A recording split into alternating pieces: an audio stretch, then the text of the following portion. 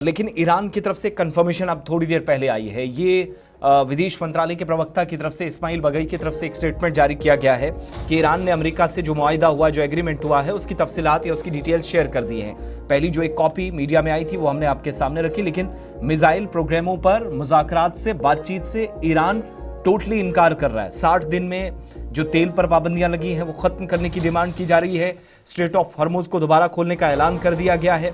ये वो कॉपी है जो साइन करके मीडिया में आज शेयर भी की गई है। लेकिन कुल मिलाकर आप देखेंगे ये डेवलपमेंट्स तब हो रही हैं जब ऑलरेडी हम देख रहे थे कि ईरानी वजारत खारजा या विदेश मंत्रालय के जो प्रवक्ता हैं, जिनने सरकारी टीवी से बात करते हुए कंफर्मेशन की है कि मुआहिदे का जो मतन है, दोनों मालिक के जो प्रेसिडेंट्स हैं वो दस्तखत कर चुके हैं। इसके बाद कई सिफारती मराहिल असर नौ तरतीब दिए गए हैं।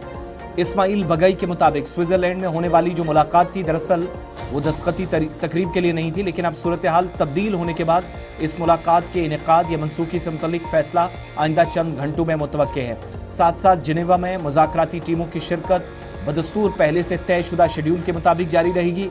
इस्माइल बगई ये भी बता रहे हैं कि ये जो MOU है, इस पर अमल दरामद के लिए फौरी तौर पर टेक्निकली बातचीत शुरू की जाएगी, जबकि स्ट्रेट ऑफ हॉर्मुज से मुतल्लिक मामलात पर ईरान और ओमान की मुश्तरका जिम्मेदारी होगी। साझा एक कॉपरेशन के तहत आपसी समन्वय के बाद आगे का कदम उठाया जाएगा। साथ साथ आपने हॉर्मुज में या स्ट्रेट ऑफ हॉर्मुज में जो दोबारा से कामकाज शुरू हो, शिपिंग हो, आने और जाने का जहाज़ों का सिलसिला शुरू हो, उसके बदले फीस वसूल की जाएगी, जबकि ईरान के पास एनरिच यूरेनियम को कम दर्जे पर लाने का इख्तियार मौजूद है, लेकिन किसी के हवाले करेगा या समाप्त करेगा ये बिल्कुल भी नहीं कह रहे हैं। लेकिन इस बात से इनकार किया जा रहा है कि मिसाइल प्रोग्राम पर कोई बात हो, मुज़ाकरात हो, किसी तरीके से बात होगी।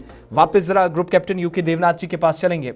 सर, दो बैक टू बैक स्टेटमेंट्स, एक तो ये ईरान जो कह रहा, मैं उस पर बाद में आऊंगा, लेकिन जो पहली बात कि जो राष्ट्रपति ट्रंप कह रहे हैं कि सीमित बैलिस्टिक मिसाइल्स का कार्यक्रम, क्या ये पुराने स्टांस में वॉशिंगटन के बदलाव है? इसमें कोई शक नहीं है कि ये काफी ज्यादा कॉम्प्रोमाइज किया है। शुरुआती दौर में अगर हम याद रखें जी। तो ईरान बार बार दावा करता रहा था कि वह अपने बैलिस्टिक मिसाइल्स का इस्तेमाल इजराइल के खिलाफ तब तक नहीं करेगा जब तक कि इजराइल पहले बॉम्ब नहीं गिराता है ईरान पर। तो ये ईरान का जो पॉइंट ऑफ व्यू था उसको मान लिया गया है। ईरान भी बैलिस्टिक मिसाइल इजराइल की तरफ तब तक नहीं फायर करेगा जब तक कि पहले इजराइल बॉम्ब्स नहीं गिराता ईरान पर। जी ठीक है।